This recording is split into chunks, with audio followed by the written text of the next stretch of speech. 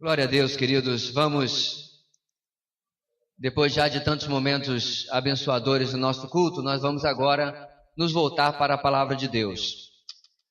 E eu queria, irmãos, antes de nós olharmos a palavra de Deus, que nós tirássemos o tempo para falar com Deus da palavra. Por mais que nós enfatizemos e valorizemos a palavra de Deus nesta igreja, é sempre importante nós lembrarmos que é nesse momento, irmãos, que Deus fala conosco. É nesse momento que Ele tem algo para nós e mesmo através de uma mensagem única, de uma pregação única, Deus individualmente fala com cada um de nós. Então quero convidar você mais uma vez a fechar os seus olhos quando nós pedimos ao Senhor por esta mensagem desta hora. Deus querido, nós oramos para que todo aquele que ouvir esta palavra, a Tua palavra pregada nesta noite, seja tocado pelo Teu Espírito Santo, ó Deus, de maneira profunda e pessoal, indo lá, ó Deus, nas suas experiências, na sua vivência, no seu relacionamento com as pessoas e contigo, e ele ou ela sejam tocados, ó Deus, de maneira, ó Pai, a perceberem que o Senhor falou, o Senhor se comunicou, o Senhor proferiu algo para que as nossas vidas sejam modificadas através da Tua palavra. Queremos, ó Deus, através desse texto de milhares de anos, hoje, neste domingo, ouvir aquilo que Tu tens para as nossas vidas. Nos submetemos à ação soberana do Teu Espírito Santo nesta noite. No nome de Jesus. Amém e amém. Abra comigo a sua Bíblia, queridos, no Salmo 116, onde nós vamos esta noite meditar no seguinte tema: do livramento ao envolvimento. E vamos ver isto no Salmo 116. Este é um salmo que não possui autoria de forma clara nas Escrituras, diferente de diversos salmos que nós temos como parte do seu título, que deveria inclusive ser um primeiro capítulo, um primeiro versículo, perdão, a autoria. E este nós não temos. Mas o Salmo 116, esta canção do Inário de Israel, tem um texto muito precioso para nós nesta noite. Vamos ler a uma só voz, irmãos, para vocês darem uma animada nesse momento diante da palavra de Deus? Vamos lá, juntos, diz assim a palavra do Senhor: Eu amo o Senhor, pois Ele me ouviu quando lhe fiz a minha súplica. Ele inclinou os seus ouvidos para mim, eu invocarei toda a minha vida. As cordas da morte me envolveram, as angústias do Sheol vieram sobre mim. Aflição e tristeza me dominaram. Então clamei pelo nome do Senhor. Livra-me, Senhor. O Senhor é misericordioso e justo, o nosso Deus é compassivo. O Senhor protege os simples. Quando eu já estava sem forças, Ele me salvou. Retorne ao seu descanso, ó minha alma, porque o Senhor tem sido bom para você. Pois Tu me livraste da morte e livraste os meus olhos das lágrimas e os meus pés de tropeçar, para que eu pudesse andar diante do Senhor na terra dos viventes. Eu criei, ainda que tenha dito, estou muito aflito. Em pânico eu disse, ninguém merece confiança. Como posso retribuir ao Senhor toda a sua bondade para comigo? Erguerei o cálice da salvação e invocarei o nome do Senhor. Cumprirei para com o Senhor os meus votos, na presença de todo o seu povo. O Senhor vê com pesar a morte de seus fiéis. Senhor, sou teu servo, sim, sou teu servo, filho da tua serva. Livraste-me das minhas correntes. Oferecerei a ti um sacrifício de gratidão e invocarei o nome do Senhor. Cumprirei para com o Senhor os meus votos na presença de todo o seu povo, nos pátios da casa do Senhor, no seu interior, ó Jerusalém. Aleluia. Amém. Meus irmãos, a palavra do Senhor nos traz este texto, que claramente é um texto que resultou de uma experiência muito difícil na vida do salmista. E é verdade, meus irmãos, aquilo que nós já afirmamos em diversas mensagens, a frase não é minha, como eu já falei, é de C.S. Lewis, que Deus sussurra nas nossas vitórias, nas coisas boas que acontecem na nossa vida, e Ele grita nas nossas lutas, nos nossos fracassos. O que C.S. Lewis quis dizer? Na verdade, irmãos, é o nosso ouvido que fica mais atento quando o problema bate na nossa porta. É a nossa atenção que é despertada quando a tribulação ou o problema surgem. E eu quero tirar, meus irmãos, esse texto hoje, esta lição principal presente no tema, que nós podemos ir do livramento de uma situação de fragilidade, até de certa forma, de um sentimento de vítima, para chegar ao envolvimento como resultado de gratidão por tudo aquilo que o Senhor realiza na nossa vida. A primeira lição, meus irmãos, dessa noite é a seguinte: o agir de Deus em minha vida me leva a amá-lo, invocando-o para sempre. E esta lição está presente no versículo 1 e no versículo 2. O salmista começa dizendo: eu amo o Senhor. Simples frase, uma das frases, inclusive, mais raras na palavra de Deus. E este amor, esta dedicação, ela é ligada aos olhos do salmista por algo que Deus começa a fazer na vida dele, e o versículo continua: porque ele me ouviu. Literalmente, o texto diz: porque ele inclinou o seu ouvido para mim. A ideia, meus irmãos, é mais ou menos o que nós fazemos com a criança. Quando ela fala alguma coisa, ela é muito pequenininha, ou ela está na presença de outros adultos, outros estranhos, não é? Ou ela está chorando, ou coisa assim, o que a gente faz? A gente abaixa o nosso ouvido, né? À altura da boca da criança, para poder ouvi-la.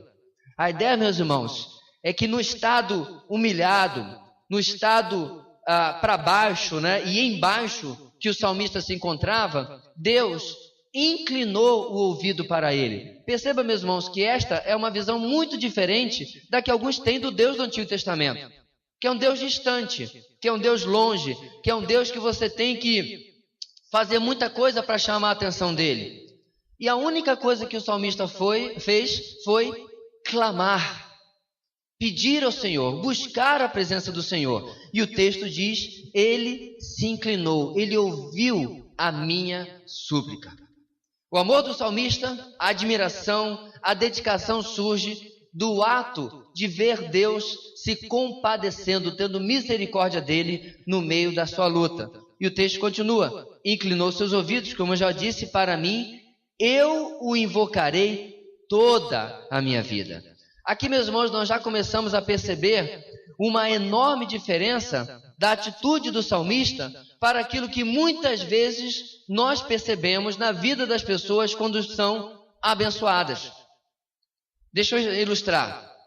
Começa a luta na vida do indivíduo. Por causa daquela luta, ele busca o Senhor. Não falta o culto de sexta-feira. É o primeiro a chegar. Aí pergunta: pastor, vai ter vigília? Começa a jejuar.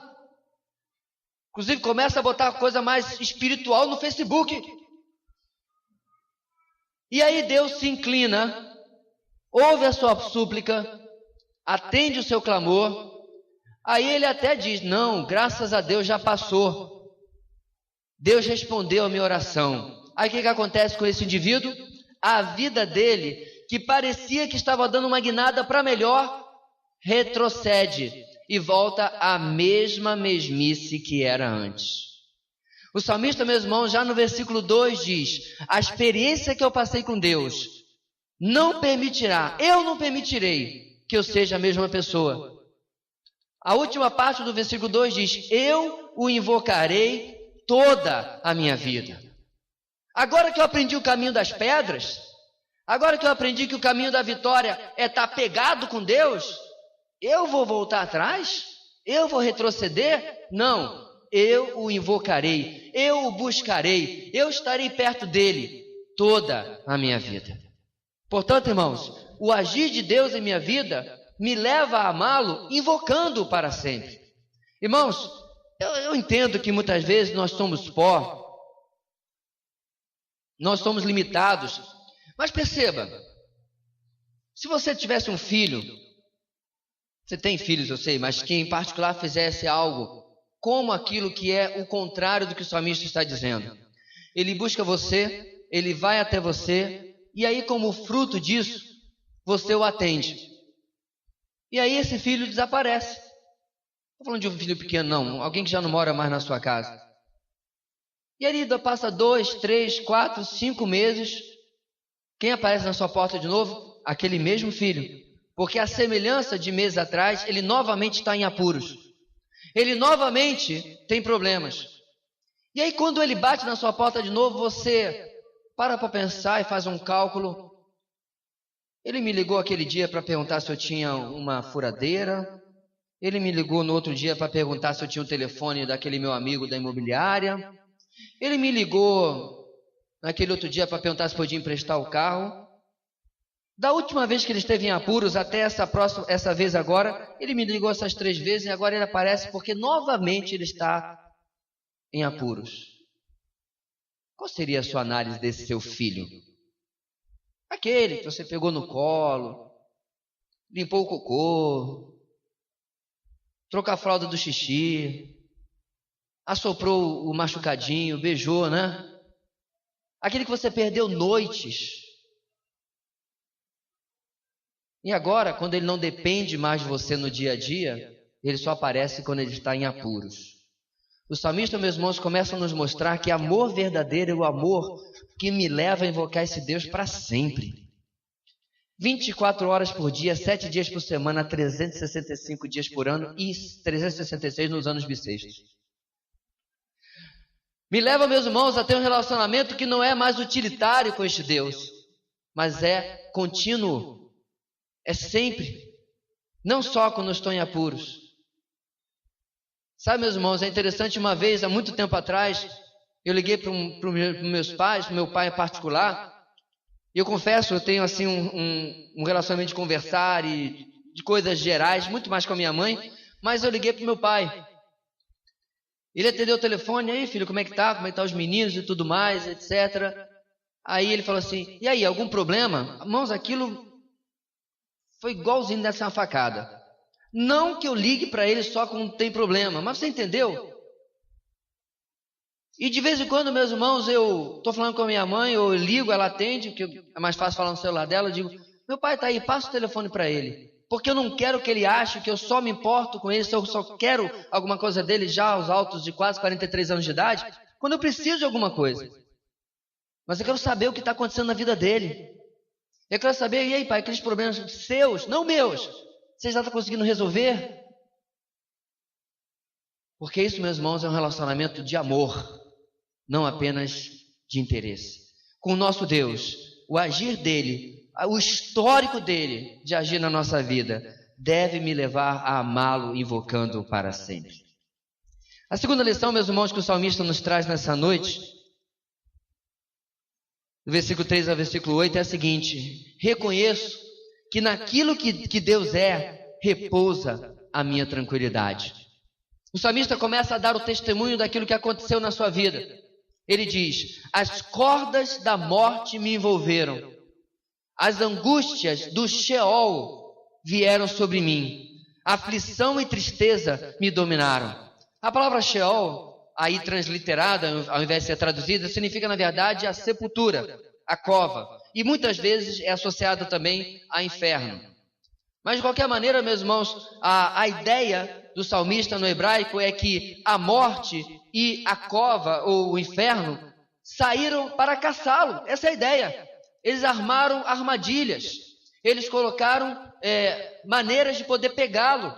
E aí diz, as cordas da morte me envolveram, as angústias, as tramas do Sheol, da cova, vieram sobre mim. Resultado, aflição e tristeza me dominaram. Como nós falamos no começo, irmãos, não se trata de um probleminha pequeno que aconteceu na vida do salmista, mas algo que trouxe profunda angústia na vida dele.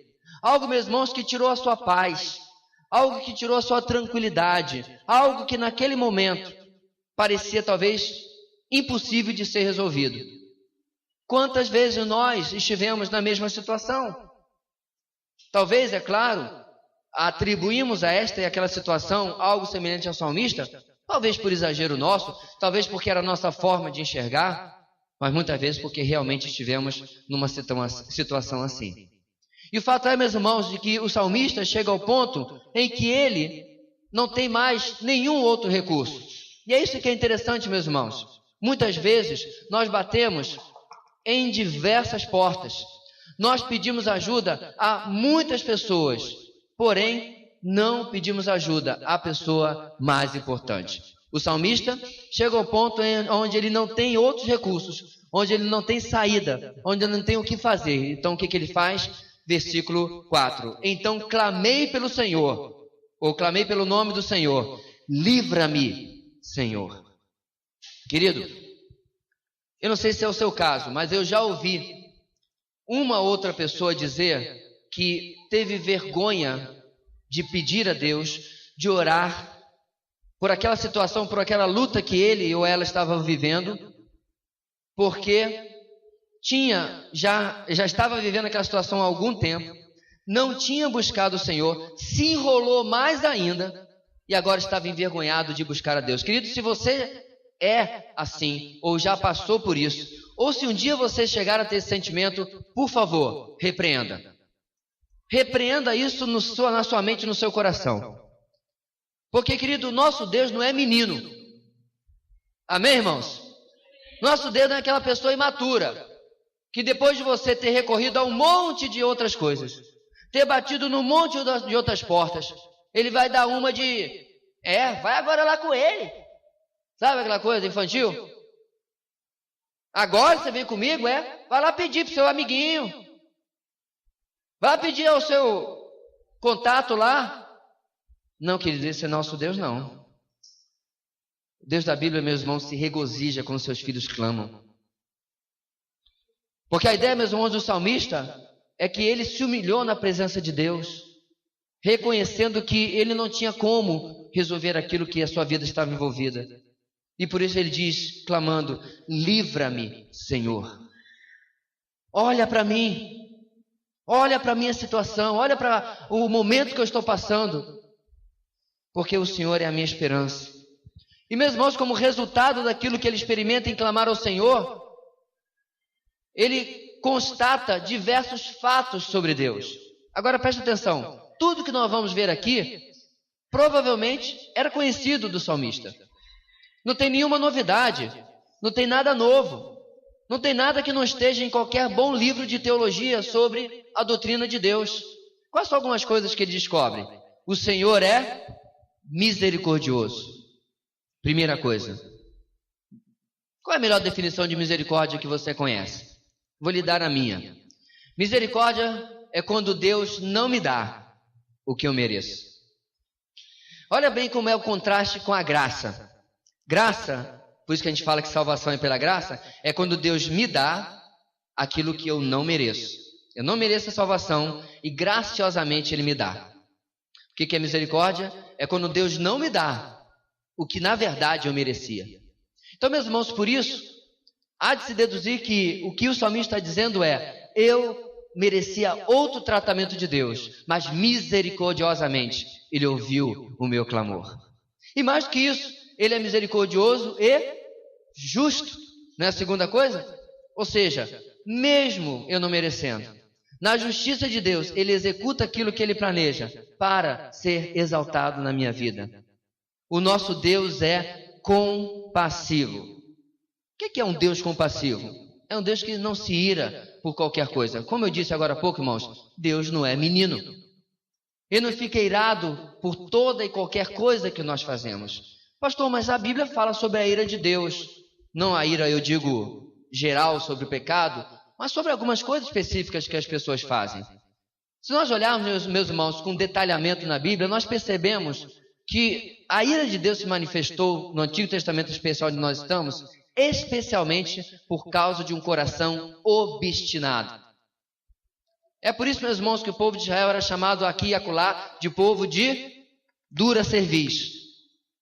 É aquele que não dobra diante da autoridade. aquele que não se humilha diante de Deus, povo de dura serviço, o pescoço não abaixa, o nariz não inclina. Para beijar o chão, meus irmãos, é uma dificuldade.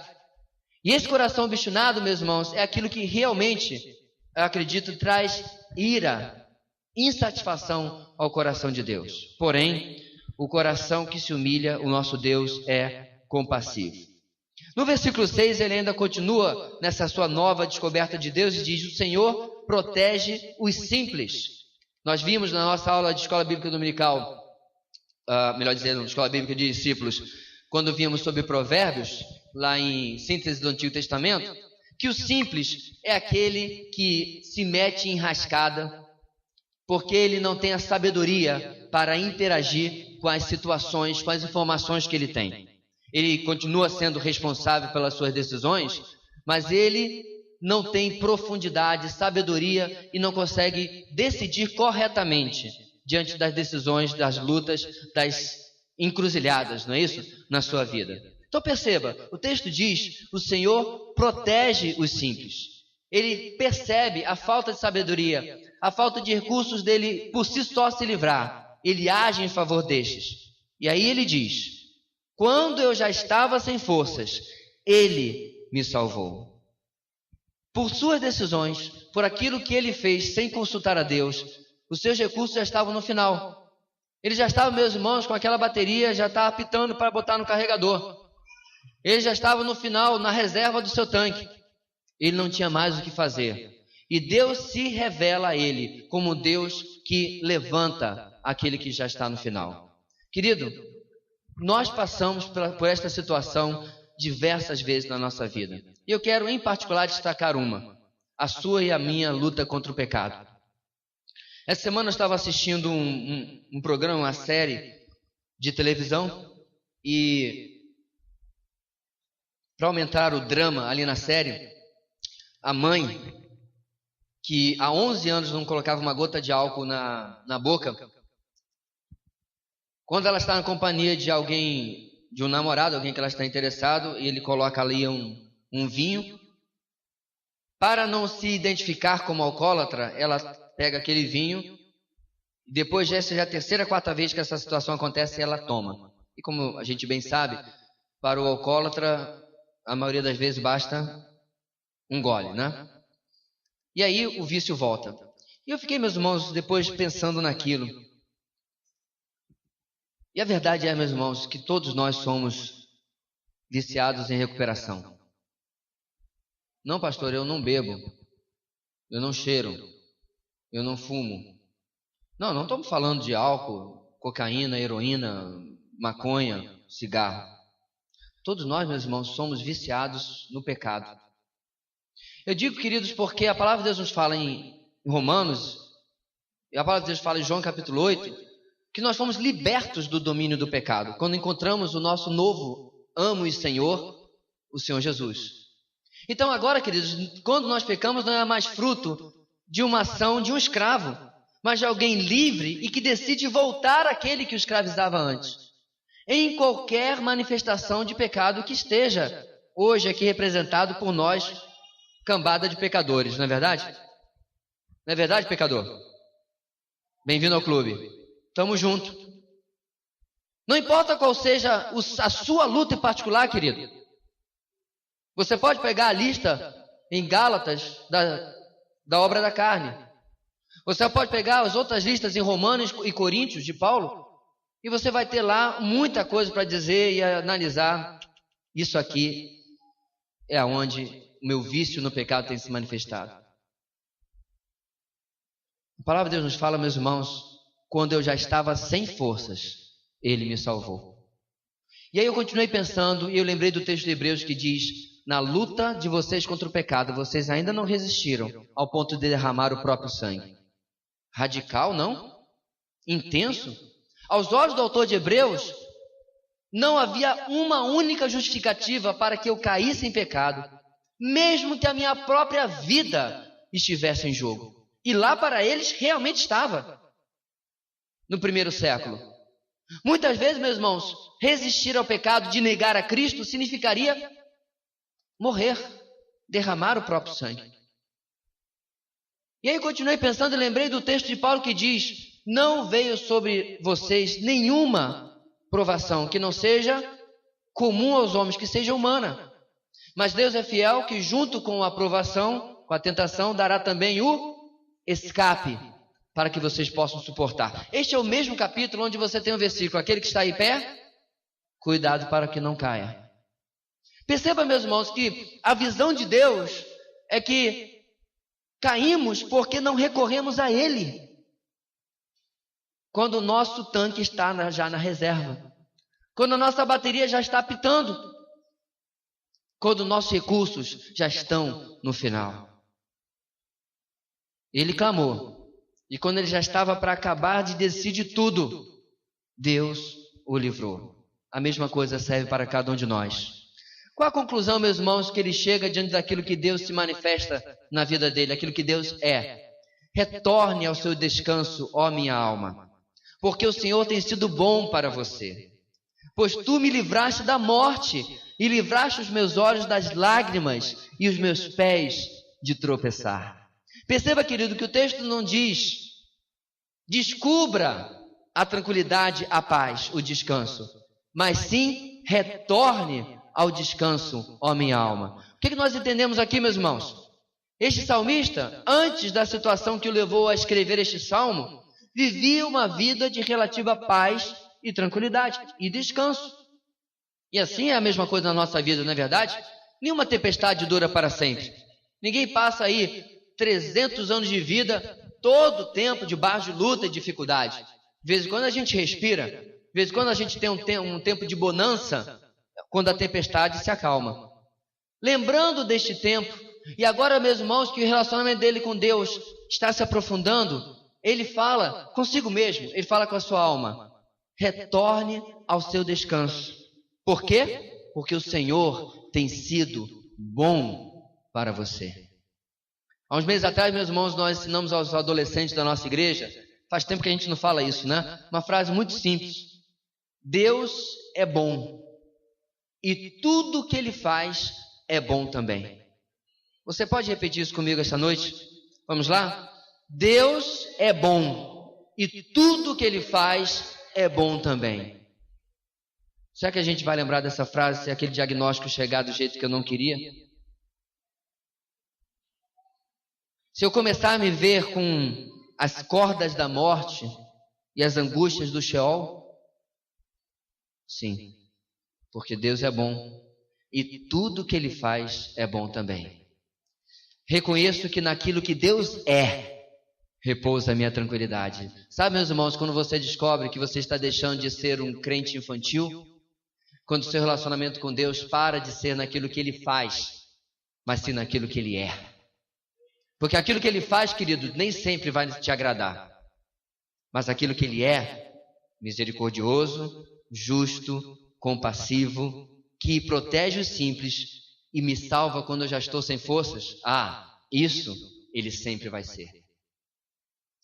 O agir de Deus em minha vida me leva a amá-lo, invocando-o para sempre. Reconheço que naquilo que Deus é, repousa a minha tranquilidade. Nossa letra C, em terceiro lugar nesta noite.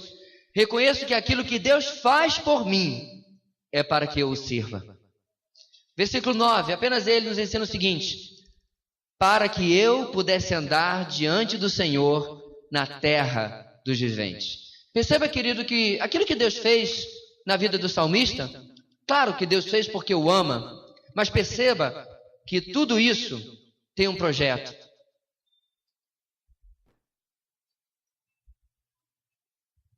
Deus queria que o salmista passasse a um relacionamento diferenciado com Ele. O versículo 9 diz: para que eu, propósito, pudesse andar diante do Senhor na terra dos viventes. Eu não sei, meus irmãos, porque o texto não identifica quem é, mas nós podemos conjecturar, baseado no versículo 9, que este homem provavelmente vivia uma vida, de certa forma, superficial com Deus. Vivia uma vida espiritual meio de periferia. Ele não estava no centro dos acontecimentos. Ele não estava no centro da ação. Eu não estou dizendo no sentido de que ele fosse um destaque. Porque, para mim, aquele missionário que está lá no meio da selva com os Yanomamis, cujo nome a gente nem sabe, para mim ele está no centro da ação. Contudo, ele é anônimo. O missionário que está lá em Papua Nova Guiné, cujo nome você e eu não conhecemos, aos olhos de Deus está no centro da ação. Contudo, nós não conhecemos. Então, não estou falando de destaque. Estou falando, meus irmãos, de estar vivendo o propósito de Deus. E nisso, meus irmãos, eu quero dizer para todos nós essa noite, a frase não é minha, é de John Piper: não desperdice a sua tribulação. A ideia, meus irmãos, por trás desta frase é que Deus permite cada coisa na nossa vida, boa ou ruim, com um propósito determinado. E aquilo que ele fez na vida do salmista, o versículo 9 revela. Ele queria que ele aprofundasse a sua vida com Deus. Pastor, o senhor já não pregou sobre isso quando nós vimos lá a experiência de Jó? É verdade. Se eu quiser refrescar sua memória, está lá na internet, no YouTube. Mas, meus irmãos, a verdade não é só na vida de Jó. Ela é uma verdade presente em toda a palavra de Deus. Deus não permite tribulação na nossa vida porque Ele está entediado. Porque Ele está brincando, como a criança faz, né, com a lupa de queimar formiga. Deus permite, meus irmãos, sempre com um propósito.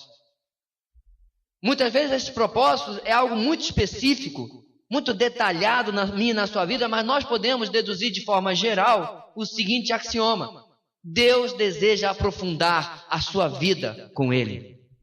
Que você saia da superficialidade, que você saia da periferia e esteja no centro daquilo que Deus quer fazer. E isso, meu irmão, é aonde eu posso chegar. A partir daí, é você e Deus. Desculpe se você já estava preparado para uma profetada aqui. Desculpe se você esperava que eu já começasse a dizer: eis que Deus diz que hoje você está aqui. Não. Aí é você e Deus.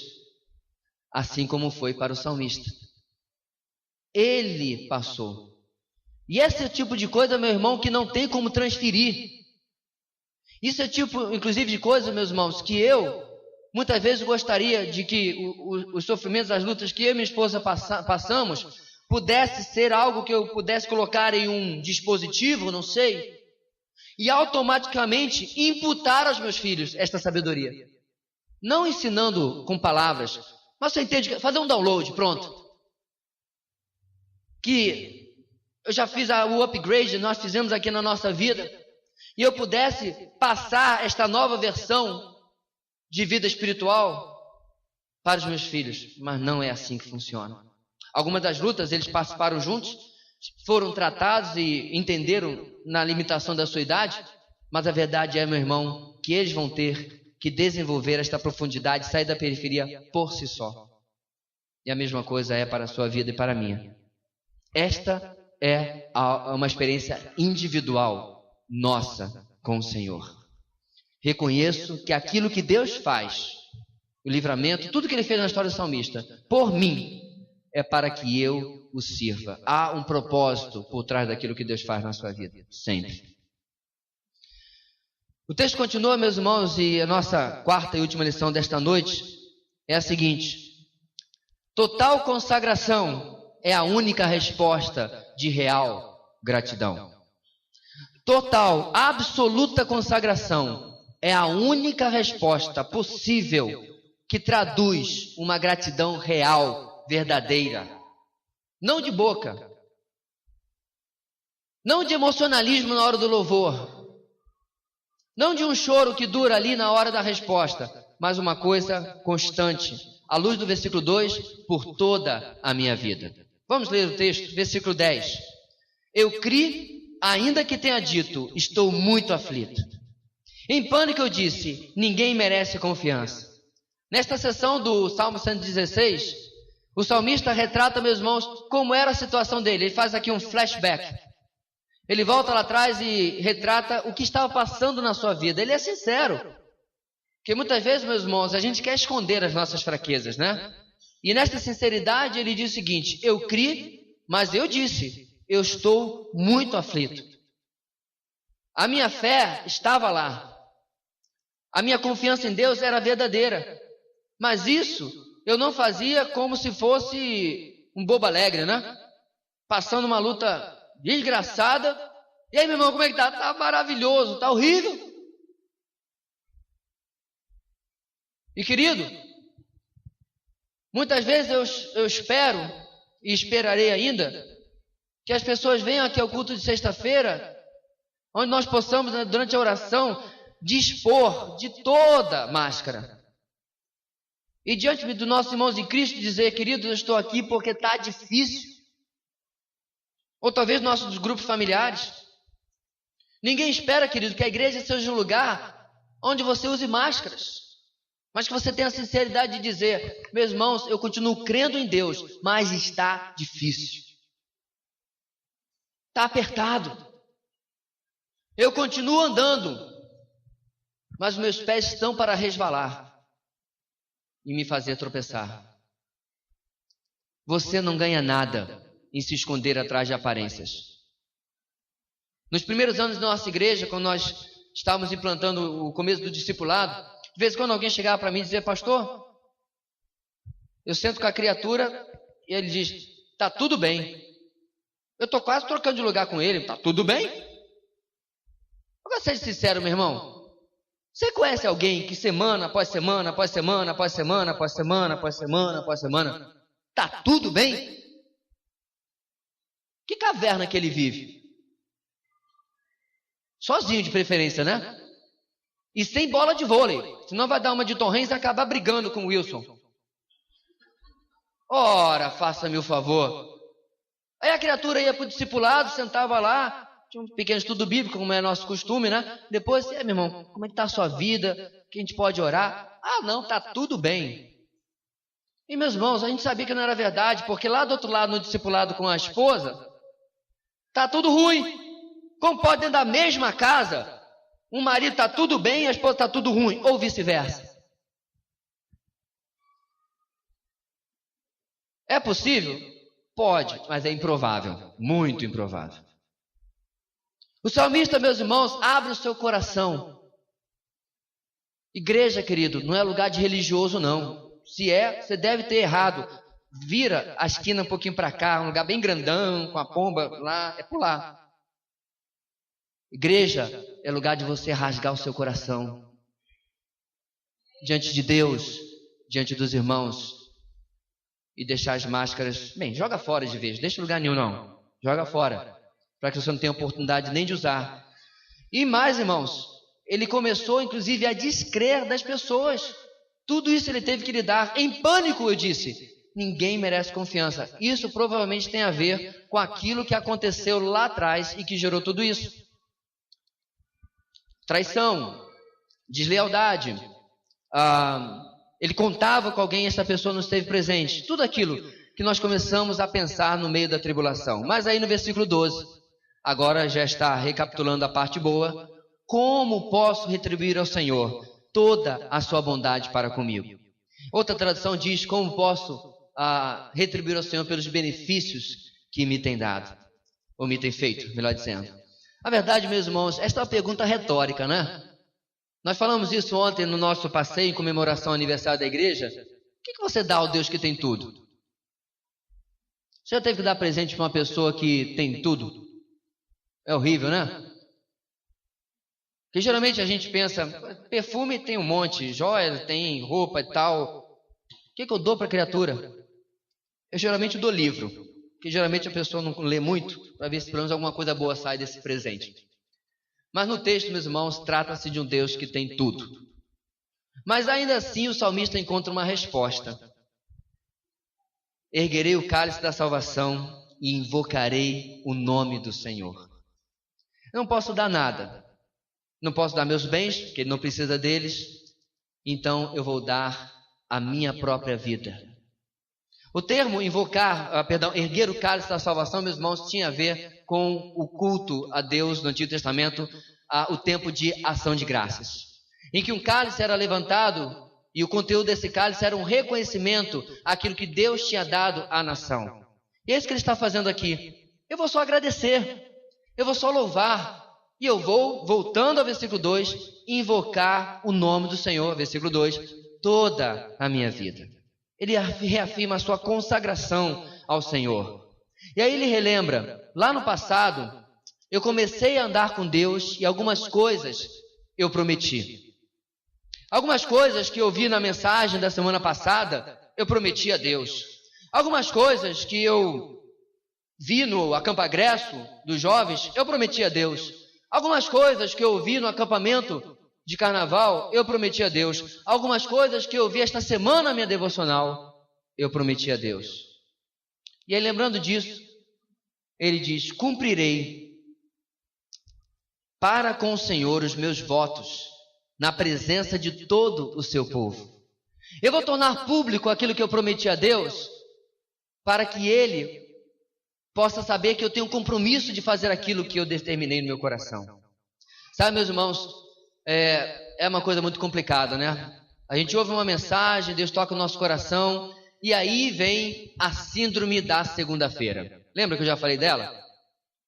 Aí chega segunda-feira, os compromissos e tudo mais, e de alguma forma o nosso domingo é desatarrachado do resto da semana. E aquilo que Deus nos falou, eu não lembro mais. Para a nossa sorte, pelo menos na nossa igreja, as últimas 20 mensagens estão tudo gravado. Sabe por que isso é importante?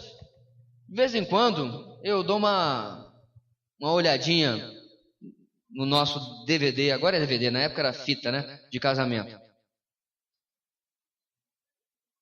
Porque eu fiz uns compromissos lá, né? E a semana eu vi uma frase muito interessante, claro que é um xiste, é uma piada, que perguntaram ao pastor Don Carson se alguma vez ele tinha pensado em divórcio. Ele disse: divórcio? De jeito nenhum. Já homicídio? É uma piada, viu, irmãos? De vez em quando nós temos que lembrar, meus irmãos, daquilo que nós prometemos às pessoas, mas principalmente a Deus. Principalmente ao nosso Deus. Cumprirei para com o Senhor os meus votos, na presença do todo o seu povo. E aí ele relembra algo relacionado à sua luta. O Senhor vê com pesar a morte dos seus fiéis. Por isso que ele fez aquilo que ele fez na vida dele. Não era o tempo dele, da morte o visitar. Senhor, sou teu servo. Sim, sou teu servo, filho da tua serva. Livraste-me das minhas correntes. O salmista agora agradece, meus irmãos, pela história que ele tem com Deus. Eu sei que não é verdade para todos nós aqui, mas quantas vezes, meus irmãos, nós podemos agradecer, porque Deus, antes de mim, alcançou meus pais, e antes dele, talvez até os nossos avós, e antes dele, quem sabe?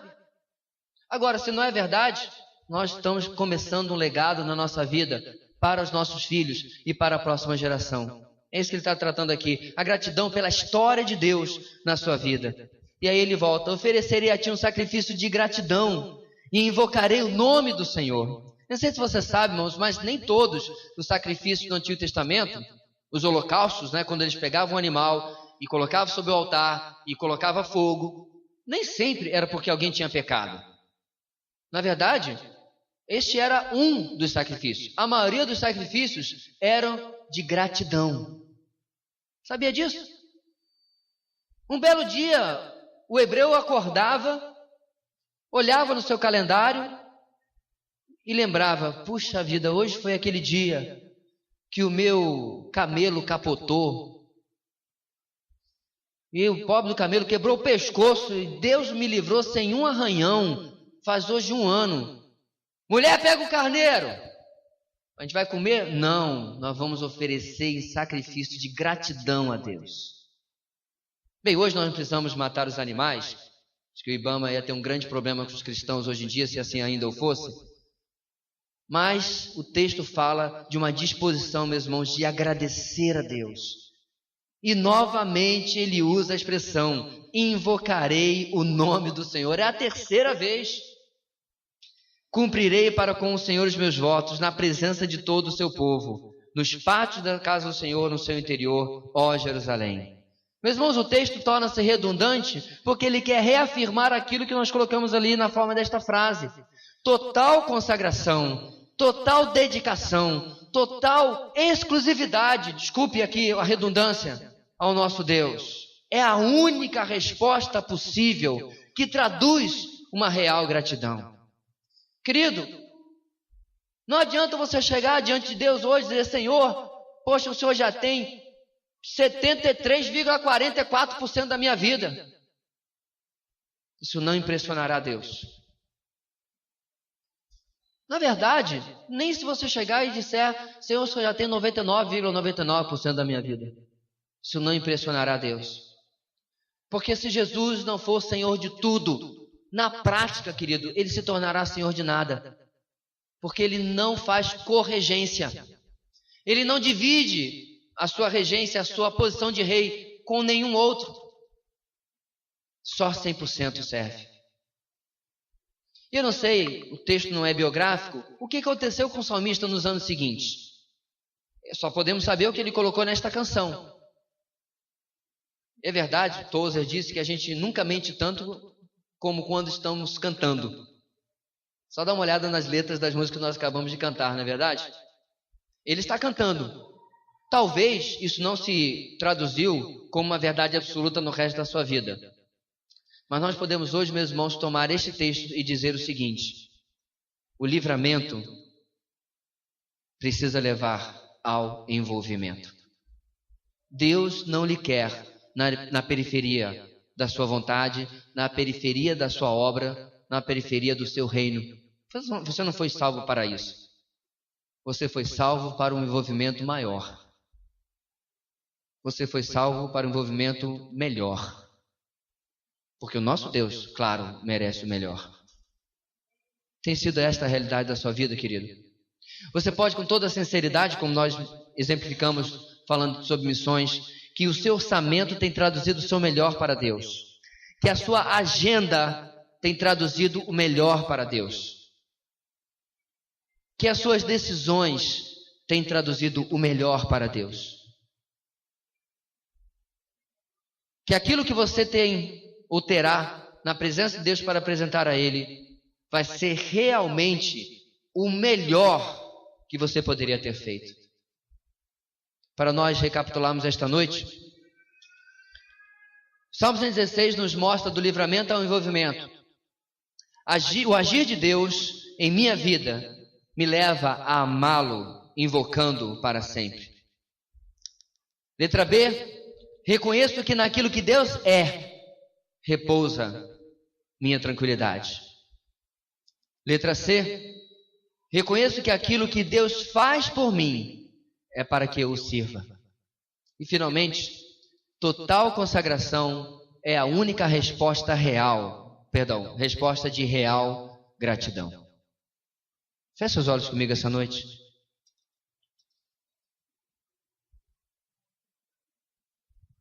Eu quero convidar você, querido, a pensar naquilo que você tem feito para o Senhor com a sua vida. Tem se traduzido isso como algo que é o seu melhor? Isso tem sido tudo aquilo que você poderia oferecer?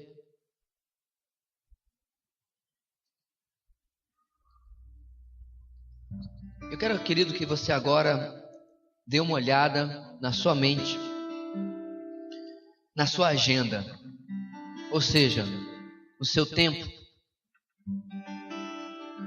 Você geralmente trabalha 8 horas por dia. Talvez você faça faculdade ou cursos. Você geralmente dorme 6 a 8 horas por dia. Todas essas coisas o Senhor compreende. Ele não deseja que você pare de dormir, pare de trabalhar ou largue os estudos.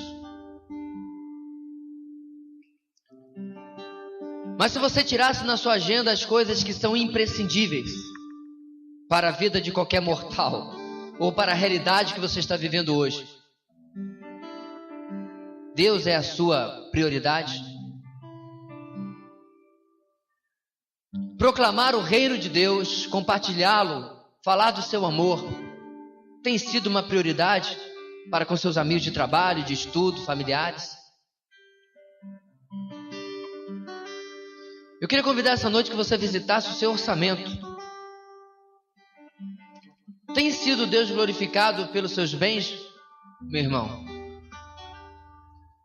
Tem o Senhor sido exaltado pela forma como você usa aquilo que Ele tem lhe dado?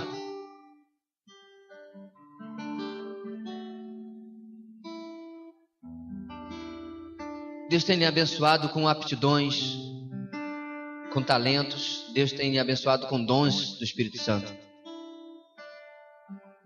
Tem você multiplicado o que Deus confiou nas tuas mãos?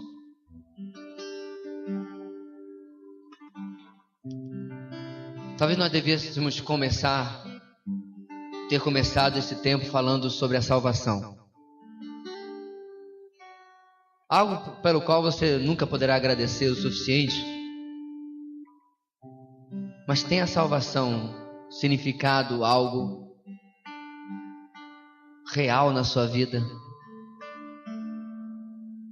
Tem significado um incômodo constante de sempre querer dar mais e fazer mais por este Deus maravilhoso?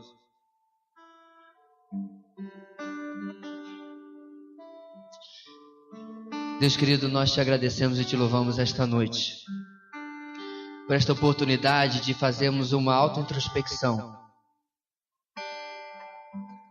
E, ó Deus, examinarmos se nós verdadeiramente temos vivido para a tua honra e tua glória, ou se temos no nosso relacionamento te tratado como uma coisa de utilidade.